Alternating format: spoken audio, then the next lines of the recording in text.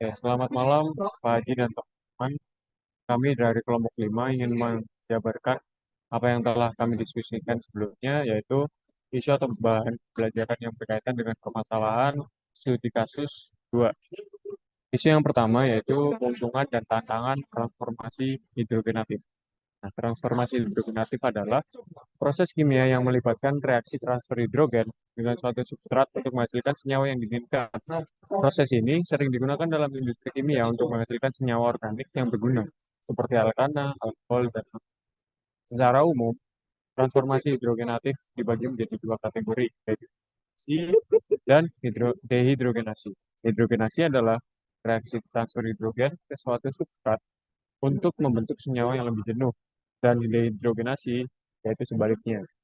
Contoh penerapan transformasi hidrogenatif adalah dalam produksi bahan bakar fosil dan senyawa organik lainnya. Salah satu proses yang paling terkenal dalam transformasi hidrogenatif adalah proses Fischer-Tropsch yang digunakan untuk mengubah gas alam dan batu bara menjadi bahan bakar cair.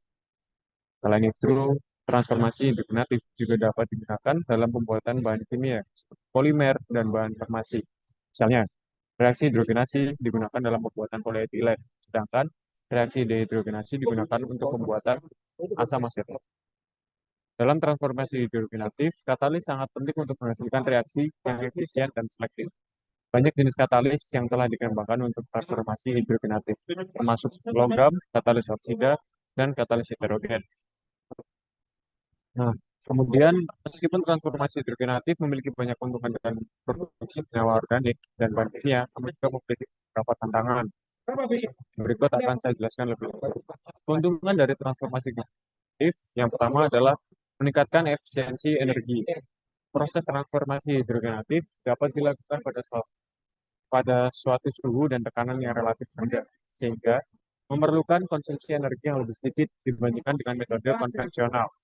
Proses transformasi hidrogenatif juga dapat meningkatkan efisiensi energi dengan mengubah senyawa organik yang lebih kompleks menjadi senyawa yang lebih sederhana. Sebagai contoh, reaksi hidrogenasi dari asam oleat menjadi asam stearat melibatkan reduksi ikatan perangkap menjadi ikatan tunggal dan merupakan contoh transformasi hidrogenatif yang sederhana. Kemudian yang kedua, pemurnian produk yang lebih baik. Nah, dalam transformasi hidrogenatif ini, hidrogen bereaksi dengan senyawa organik dan membentuk senyawa lain. Proses ini dapat menghasilkan produk yang lebih murni dan bebas dari kontaminan. Hal ini sangat penting dalam industri farmasi dan kimia fine, di mana kemurnian produk sangatlah penting. Kemudian yang terakhir, mengurangi emisi gas rumah kaca. Beberapa jenis transformasi hidrogenatif dapat digunakan untuk menghasilkan bahan bakar yang lebih ramah lingkungan, seperti hidrogen dan metanol, yang dapat mengurangi emisi gas rumah kaca dan penggunaan hidrogen dan metanol ini sebagai bahan bakar dapat mengurangi emisi CO2 dan gas rumah kaca lain. Namun, transformasi hidrogenatif juga memiliki beberapa tantangan, antara lain yang pertama, keberadaan senyawa toksik.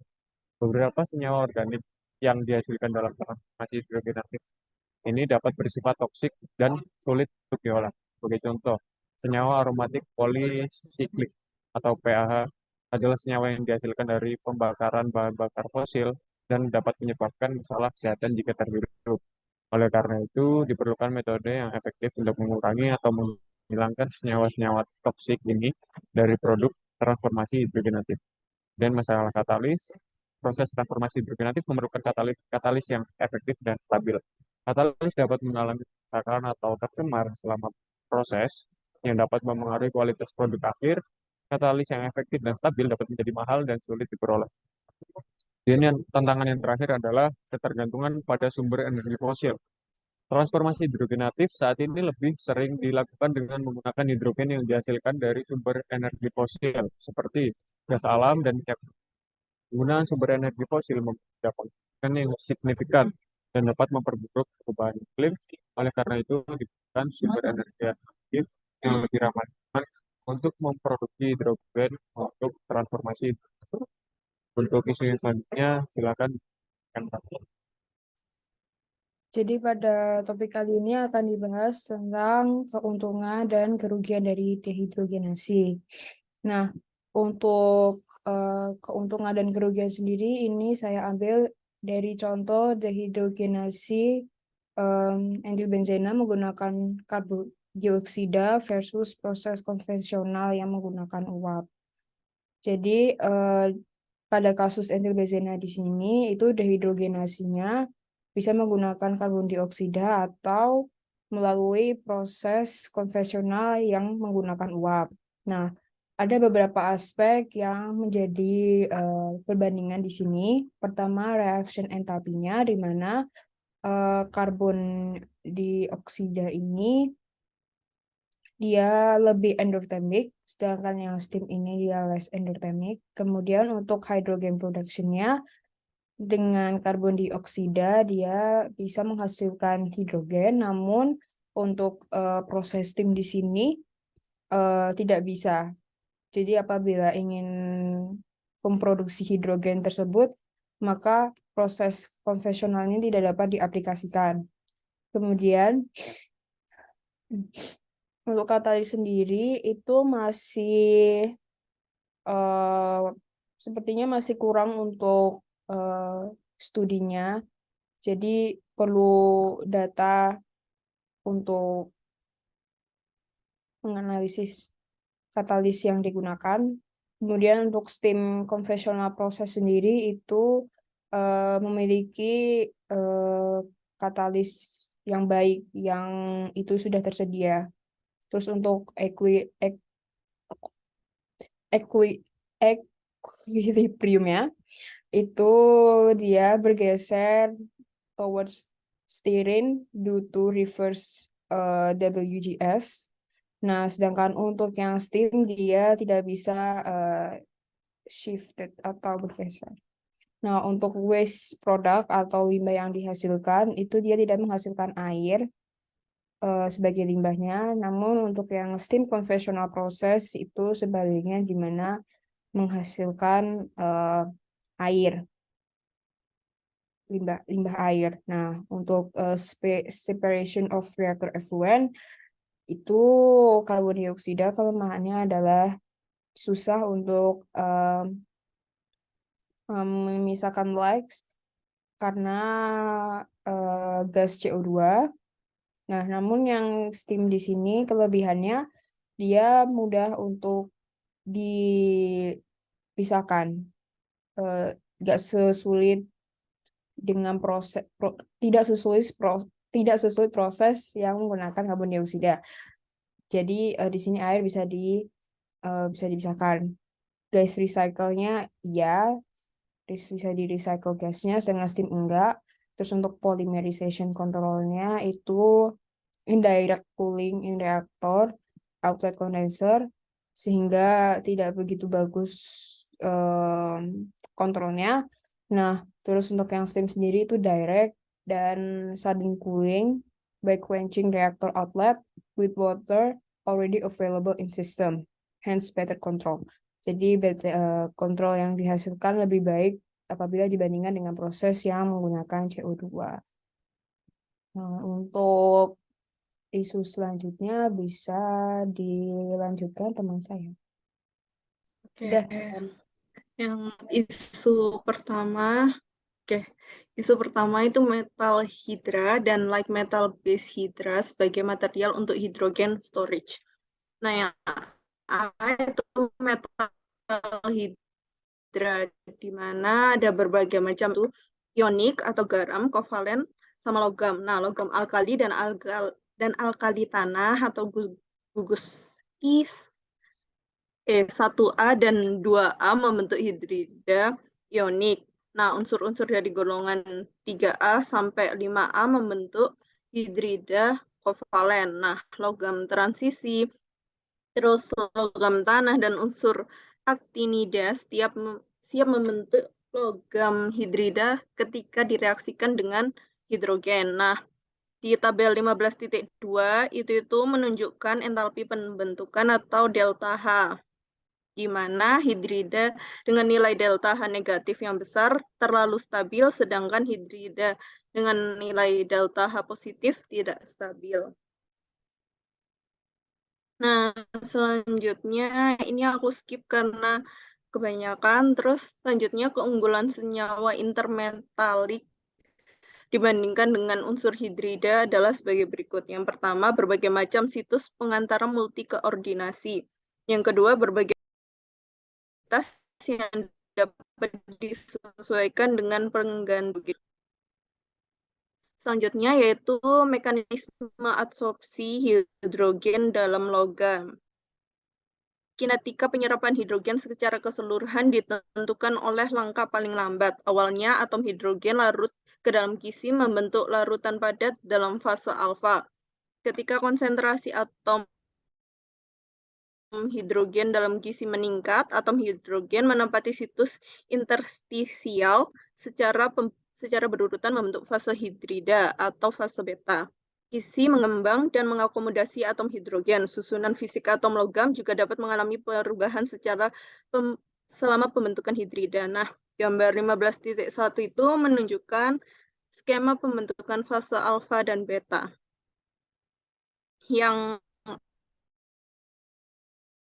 alfa itu yang A, yang beta itu yang B. Terus selanjutnya yaitu pressure composition temperature isotherm. Nah, di mana ini tuh ada sebuah grafik dan keterangannya. Pada daerah pertama itu di sini sampai titik A dikenal dengan daerah larutan padat atau fase alfa. Di wilayah ini atom hidrogen berdifusi ke celah dan membentuk larutan padat. Nah, terus di wilayah kedua di antara A dan B di sini itu larutan padat alfa dan fase hidrida beta hidup berdampingan secara isotherm. Terus wilayah ketiga di luar titik B itu di sini itu menunjukkan larutan padat hidrogen dalam fase beta terjadi dengan peningkatan tekanan hidrogen yang tajam. Terus selanjutnya langsung aja yang ini like metal base hydra.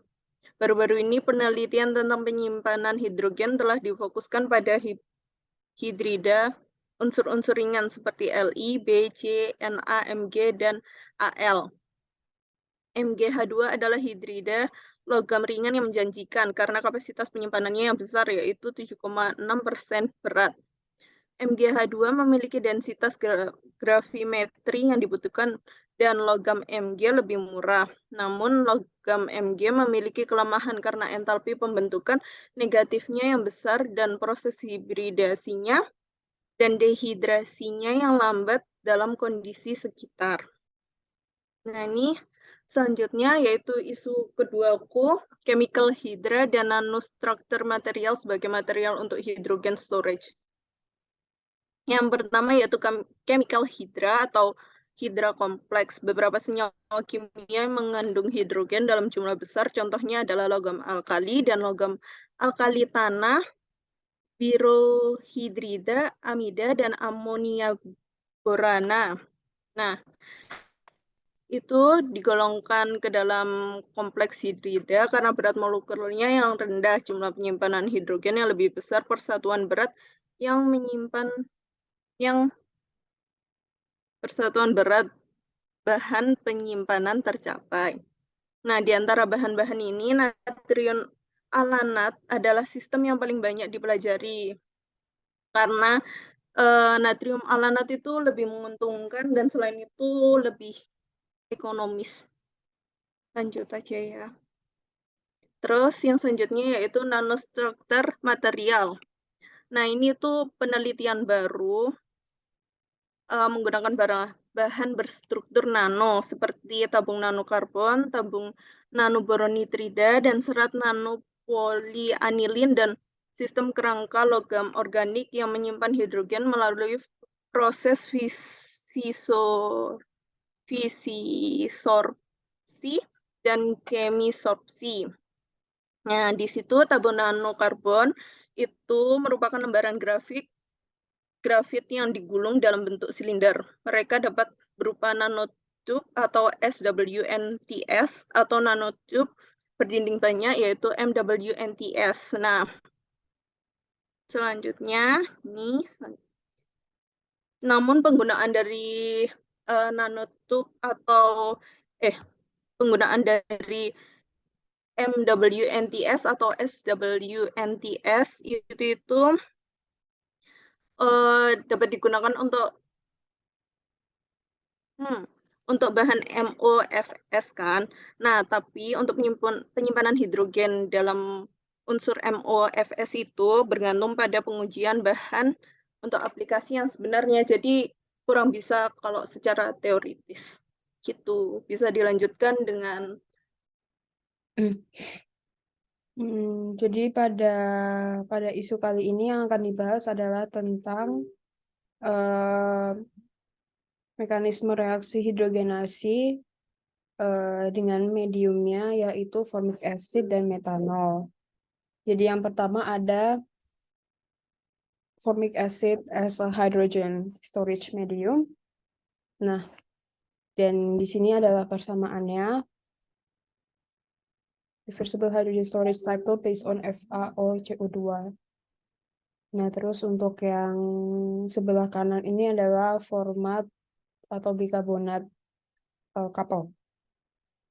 Nah, jadi untuk asam format sendiri itu adalah asam karboksilat yang paling sederhana dan cairan ini nggak berwarna.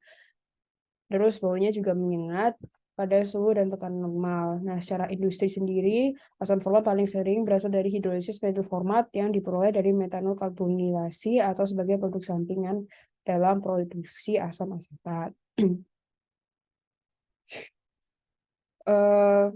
Terus untuk dekomposisi asam format dapat berlangsung melalui dua jalur.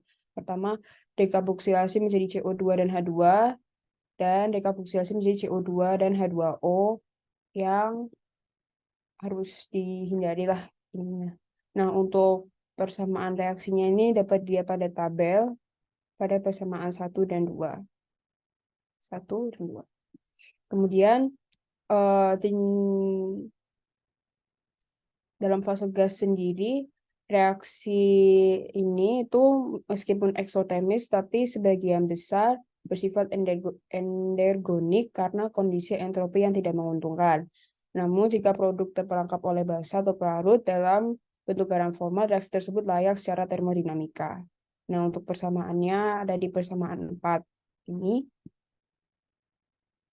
Keadilan basa bukanlah prasyarat untuk hidrogenasi katalitik CO2 menjadi asam format, namun hal itu menguntungkan menguntungkan konsentrasi keseimbangan dan juga dapat membantu aktivasi hidrogen heterolitik. Nah, kemudian untuk perbedaan entropi antara bahan awal dan produk cair juga dipengaruhi oleh solvasi substrat atau peningkatan entropi Fa, formic acid, yang dihasilkan dari jaringan ikatan hidrogen yang kuat. Nah, yang terakhir ini dapat dicapai melalui interaksi dengan molekul pelarut terpolarisasi kuat sehingga menjelaskan sesuai pelarut apotik polar dalam hidrogenasi CO menjadi Eva. Nah, untuk persamaannya ada di persamaan 5. Nah, kemudian lanjut ke carbon dioxide hydrogenation to formic acid. Nah, sebenarnya reaksi ini itu udah dipelajari secara luas. Nah, untuk alasan utamanya adalah terkait dengan daya tarik dari reaksi ini yang mampu mengubah CO2 menjadi bahan kimia yang berguna. Nah, reaksi ini telah dipelajari dalam berbagai kondisi, berbagai pelarut termasuk air, dengan katalis logam mulia dan tidak mulia, dengan adanya basa organik dan tanpa promotor besar. Reaksi juga telah dilakukan dalam kondisi bifasik yang memfasilitasi pemisahan produk dan daur ulang katalis dan terintegrasi dengan langkah penangkapan CO2.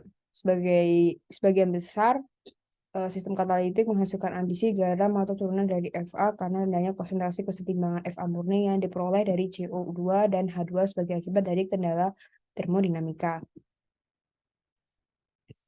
Nah, untuk katalisnya sendiri itu ada Nobel metal katalis. Jadi ada beberapa serangkaian kompleks logam transisi yang diujikan sebagai katalis untuk proses hidrogenasi di bawah kondisi yang relatif ringan. Nah, aktivitas tertinggi itu di mana turnover number-nya 87 dan TOF-nya adalah 4,5. Ditunjukkan oleh katalis RuH2 PPH34 dalam benzena atau air yang mengandung trietilamina di bawah tekanan 50 bar dengan komposisinya H2 CO2-nya 1:1 pada suhu ruangan. Kemudian ada lagi katalis penggunaan karbon dioksida superkritis SCCO2 sebagai media reaksi untuk hidrogenasi asam format Fa dengan adanya amina dan katalis rutenium yang telah disediki pada penelitian sebelumnya, di mana kelarutan H2 yang tinggi dalam SCCO2 diharapkan dapat membantu mengatasi keterbatasan transfer massa yang mengarah pada aktivitas katalitik yang tinggi. Berbagai katalis aditif basa dan negan disaring menghasilkan penemuan katalis dengan frekuensi pergantian tinggi hingga 95.000 jam pada 50 derajat Celcius. Nah, sifat-sifat ligan ditemukan menentukan kinerja katalis dengan permintaan sterik memainkan peran lebih besar daripada faktor elektronik untuk fosfin monodentat. Katalis juga mempromosikan konversi CO2 menjadi aldisi Fa amina dengan adanya NET3 yang dengan TOF-nya 500 jam yang diperoleh selama 30 menit pertama. Kemudian ini langsung lanjut aja ke metanol as a hydrogen storage medium. Nah, selain Fa, terdapat alkohol paling sederhana yaitu metanol yang dianggap sebagai pembawa energi kimiawi yang menjanjikan karena kandungan hidrogennya yang relatif tinggi, volatilitasnya yang rendah dalam kondisi ambien, dan kemungkinan menggunakan infrastruktur yang ada untuk penyimpanan dan transportasinya. Metanol sendiri itu cairan tidak berwarna, tidak berbau, yang mengandung 12,6% berat hidrogen dan menunjukkan kelarutan yang baik dengan air. Untuk reaksi nya sendiri itu ini yang ada di gambar. Kemudian lanjut, jadi ada beberapa jalur berbeda yang untuk reaksi tersebut. Nah, ketika hanya 2 atom hidrogen metanol yang digunakan, maka dehidrogenasinya menjadi formaldehida dan hidrogen terjadi. Nah, jika keempat atom hidrogen dilepaskan, maka metanolnya ini menjadi CO dan 2 molekul hidrogen. Nah, atau dengan adanya air menjadi CO2 dan 3 molekul hidrogen. Nah, dalam kasus terakhir, satu molekul H2 muncul dari air. Semua proses itu bersifat endotermik dan endogenik. Nah, untuk persamaan reaksinya ini, untuk persamaan reaksi yang nomor 9 sama 11, ini sangat tidak diinginkan karena mempertimbangkan penggunaan hidrogen dan keracunan CO. Nah, terus untuk saat ini aplikasi praktis sintesis metanol mulai dari CO2 dan H2 hanya didasarkan pada katalis heterogen. Namun sebaliknya, steam reforming metanol diterapkan untuk melepas hidrogen dari metanol dan biasanya berlangsung pada suhu lebih tinggi dengan katalisnya itu heterogen. Nah, katalis kayak Cu, Zn, Al2O3, terus CuO, ZNO, Al2O3 itu terbukti menunjukkan aktivitasnya sangat baik dan merupakan salah satu katalis yang paling sering digunakan. Namun masalahnya dari steam reforming metanol ini itu adalah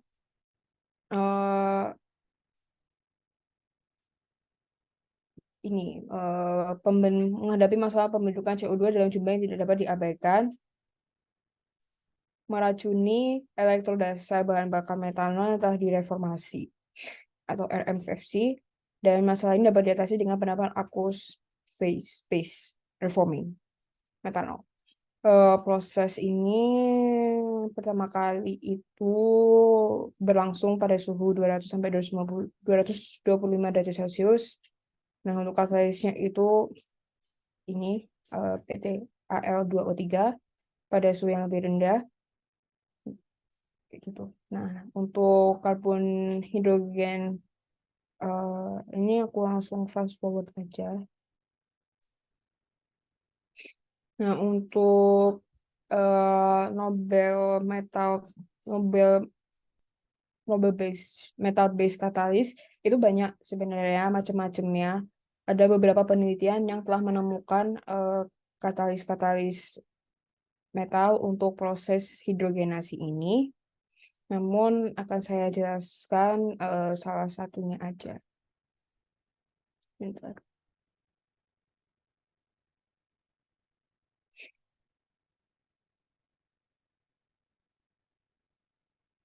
Oh ya, yang ini. Jadi untuk ada hidrogenasi urea menjadi metanol ini diperkenalkan oleh kelompok Milstein pada tahun yang sama. Nah, katalis PNN tridendat ini terbukti sangat efisien untuk hidrogenasi urea dalam kondisi ringan. Jadi hanya dengan memerlukan 2% mol dari PNN 74 ini dan di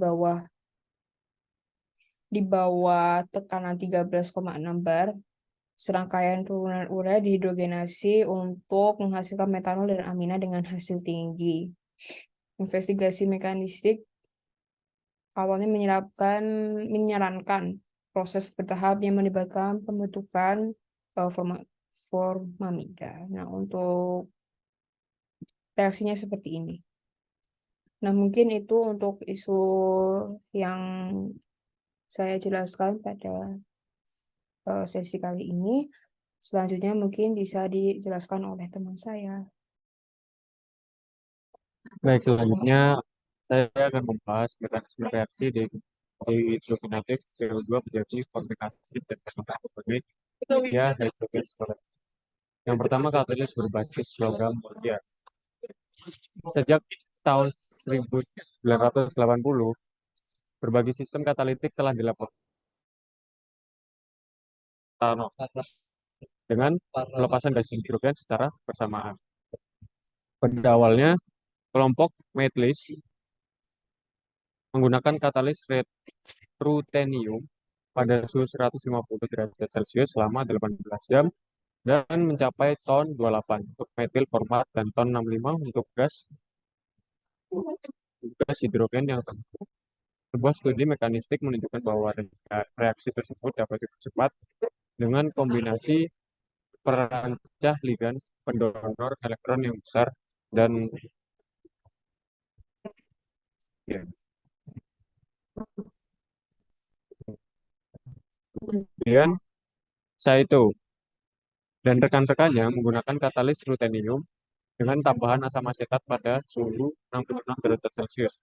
Mereka melaporkan total ton 34 setelah 90 jam.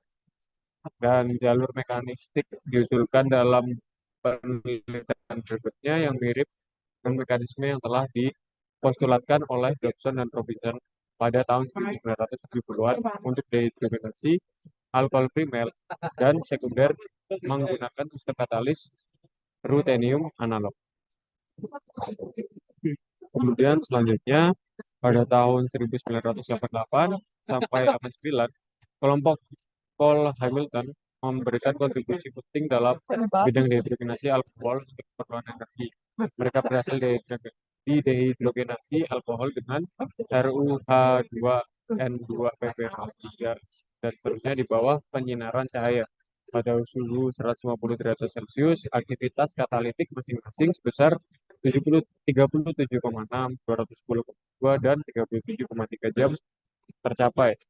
Sebuah mekanisme reaksi dipostulatkan yang melibatkan serangan ion alkoksida pada kompleks ruthenium untuk menghasilkan spesies anionik yang berubah menjadi spesies trihidrida dengan aldehyda yang sesuai. Kemudian aplikasi kompleks bimetalik Ru2, SN2, dan seterusnya dalam campuran volumetrik 1:1 dari MeOH dan PN2 di bawah 100 pada suhu 65 derajat menghasilkan angka perputaran 15,7 setelah 100 jam. Meskipun hanya aktivitas katalitik rendah yang diperoleh, penyelidikan ini menunjukkan alternatif yang mungkin untuk reaksi klasik Monsanto karena tidak ada penambahan promotor korosif seperti iodida atau penanganan CO2 CO yang diperlukan dan katalis yang jauh lebih keras digunakan. Kemudian untuk selanjutnya yaitu kurang lebih penyelidikan mekanistik selanjutnya itu menjelaskan bahwa langkah dehidrogenasi pertama yang mengarah pada pembentukan formaldehida adalah penentu laju.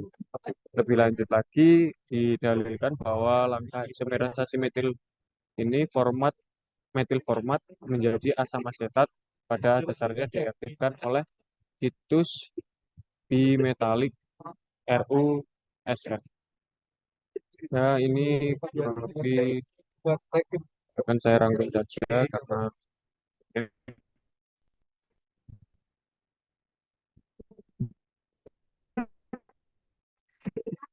selain itu penelitian katalis berbasis logam mulia juga dapat digunakan untuk reaksi dehidrogenasi lainnya seperti dehidrogenasi alkan, alkena, dan siloalkana. Misalnya katalis iridium supported katalis berbasis. Baik, untuk selanjutnya adalah katalis berbasis logam. Nah, pada pembahasan kali ini katalis berbasis logam ini seperti titanium, dan iridium telah digunakan dalam dehidrasi metanol selama bertahun-tahun. Dan logam kuliah dalam katalisasi telah diterapkan dalam beberapa tahun terakhir. Pada tahun 2013, Beller dan rekannya melaporkan contoh pertama kompleks penjepit besi yang didefinisikan secara struktural yang mampu mempromosikan produksi hidrogen dari metanol pada suhu rendah. Serangkaian reaksi optimasi dilakukan menggunakan kompleks feature analitik sesuai ketentuan. Dalam eksperimen tersebut, produktivitas tertinggi diperoleh dengan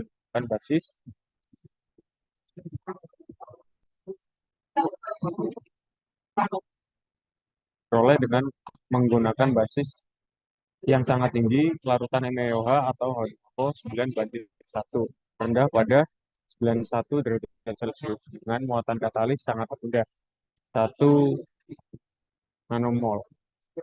Setelah 46 jam, stabilitas katalis dapat ditingkatkan lebih lanjut melalui penambahan ligan HNCH2 dan nya berlebih. Kemudian kompleks penjepit besi tambahan dan kompleks penjepit mangan juga telah diterapkan dalam dehidrogenasi metanol.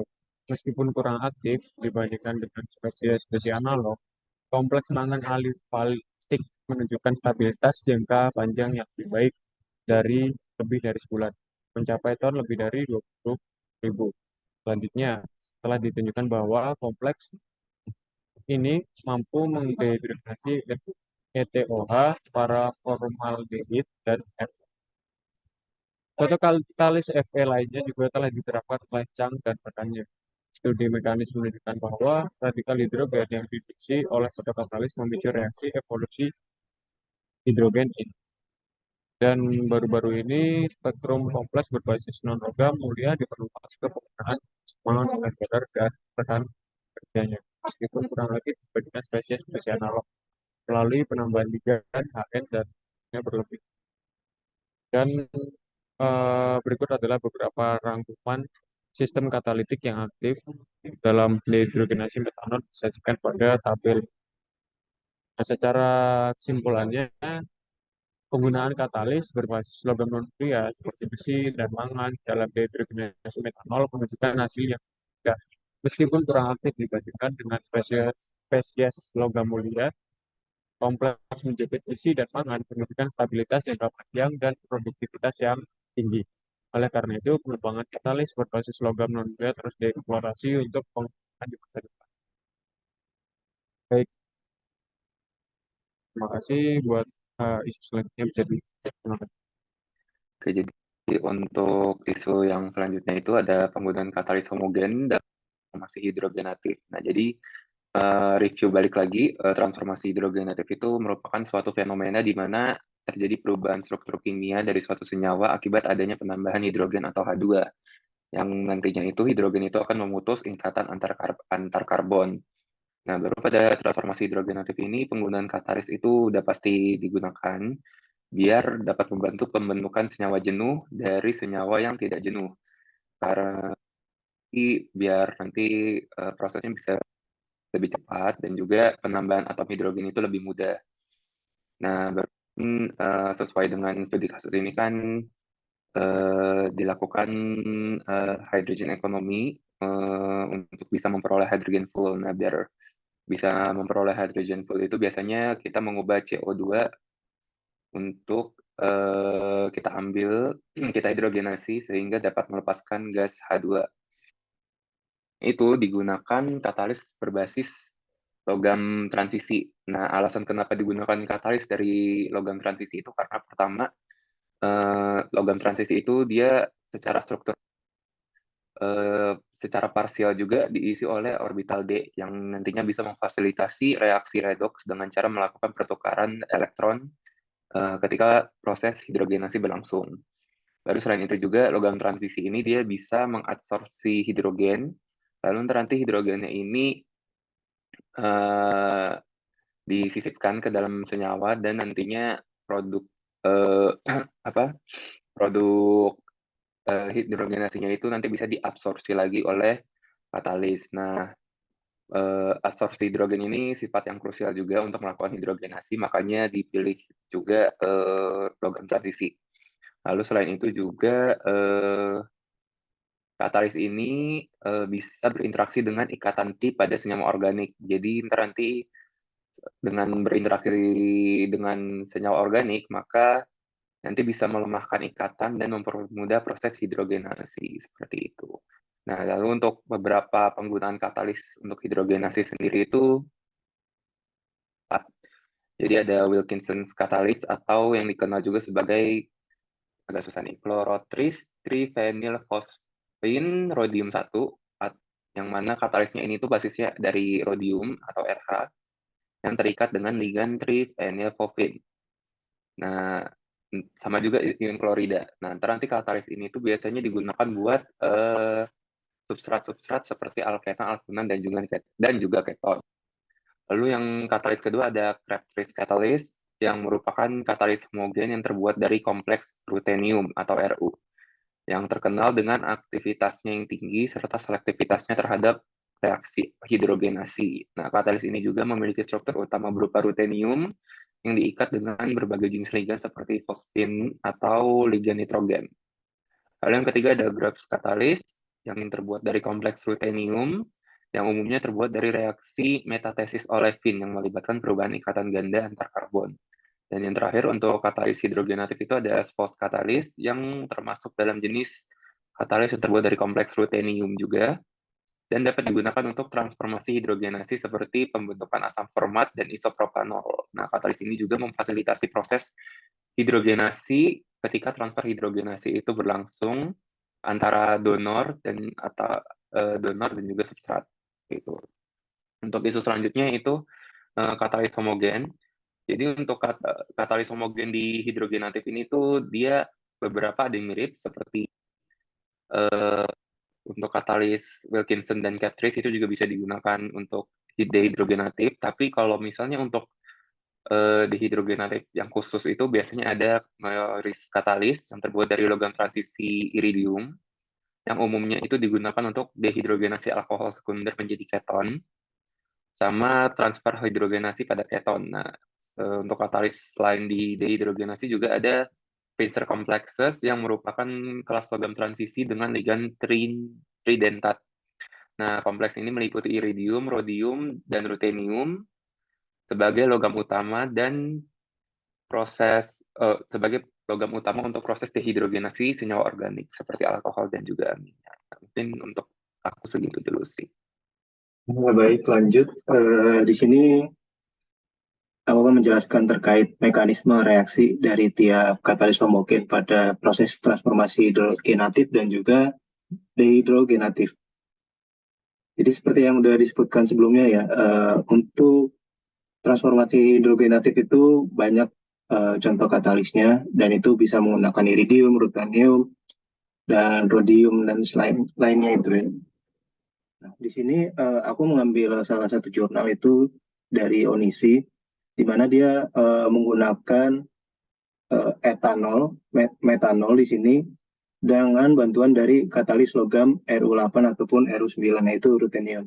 Untuk dari transformasi CO2 ini, untuk mensintesisnya gitu.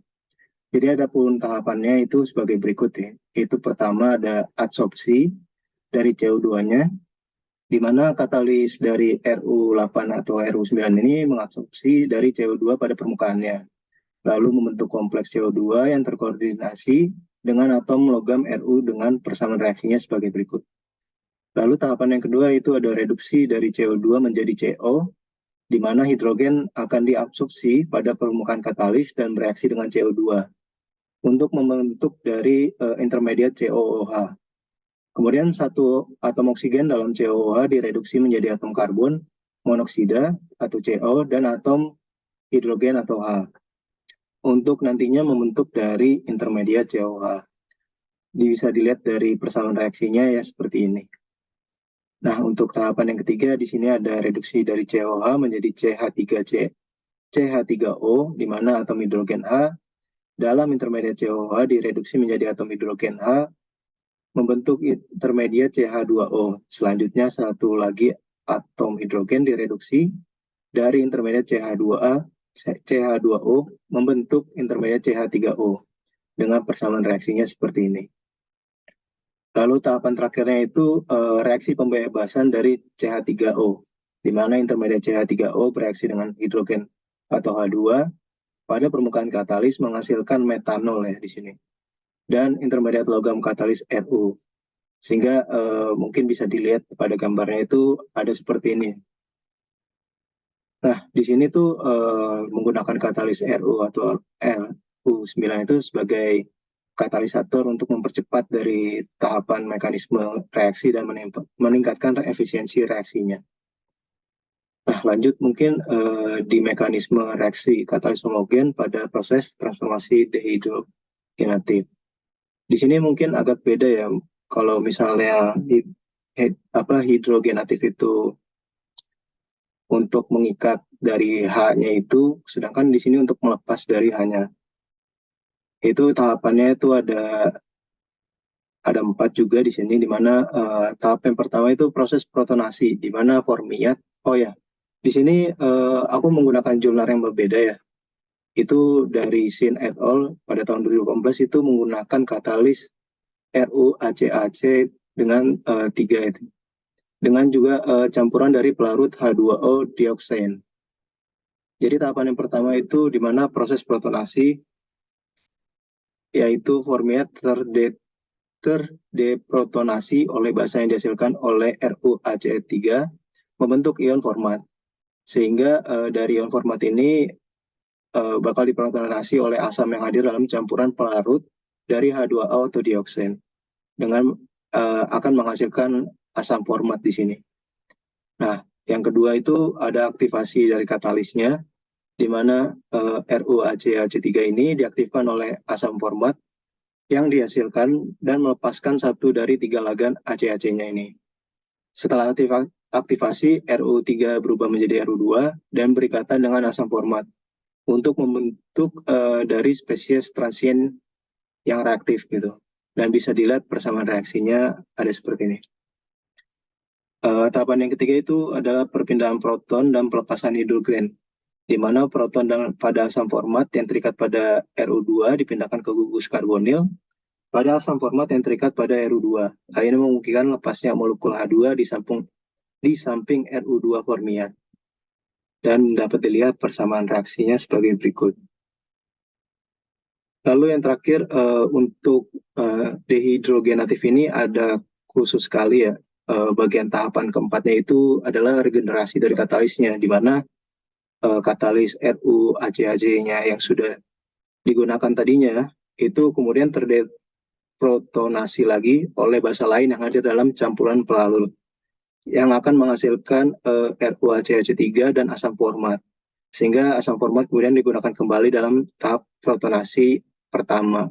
Jadi bisa dibilang ini tahapannya bisa cycle gitu ya, bisa kembali lagi ke awal dalam persamaan reaksinya sebagai berikut.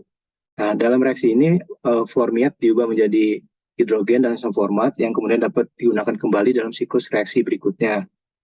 Reaksi ini memiliki potensi untuk digunakan dalam penyimpanan dan pengiriman hidrogen yang aman dan efisien. Juga dalam mekanisme reaksi di atas, ROAC ini berfungsi sebagai katalis untuk mempercepat dehidrogenasi formik asid. Selain itu, untuk campuran dari pelarutnya itu berperan sebagai pelarut untuk membawa reaktan ke permukaan katalis dan mempercepat reaksinya juga. Dari jurnal yang saya dapat, hasil akhir dari reaksi ini itu adalah pembentukan dari HCO2NaFa, di mana natrium format dan asam formiat yang digunakan sebagai media penyimpanan hidrogen yang efisien. Mungkin itu ringkasan dari mekanisme reaksi yang saya dapatkan di jurnal ya teman-teman. Untuk lebih detailnya bisa dilihat dari jurnal yang saya gunakan di sini. Dan terakhir mungkin sebagai penutup ya, untuk beberapa kasus dalam mekanisme transformasi dehidrogenatif maupun hidrogenatif, pada transformasi hidrogenatif itu memiliki salah satu fase juga yang bisa kalian cari di jurnal saya juga ada sebenarnya, di mana hidrogenatif ini juga memiliki reaksi dari dehidrogenatif. Nah, kenapa itu bisa terjadi? Karena sebenarnya dari hidrogenatif itu bahan kimia yang digunakan relatif inert atau senyawanya itu stabil gitu, senyawa hidrogen yang bakal digunakan. Nah, oleh karena itu untuk mendapatkan reaksi hidrogenasi dibutuhkan biasanya katalis yang relatif kuat dan efektif itu untuk memecah hidrogen. Makanya beberapa kasus dalam proses hidrogenatif itu memicu juga dari reaksi dari transformasi dehidrogenatif, di mana dehidrogenasi ini pada senyawa lain memiliki ikatan yang lemah gitu. Mungkin itu aja yang ingin saya sampaikan, kurang lebihnya mohon maaf. Assalamualaikum warahmatullahi wabarakatuh.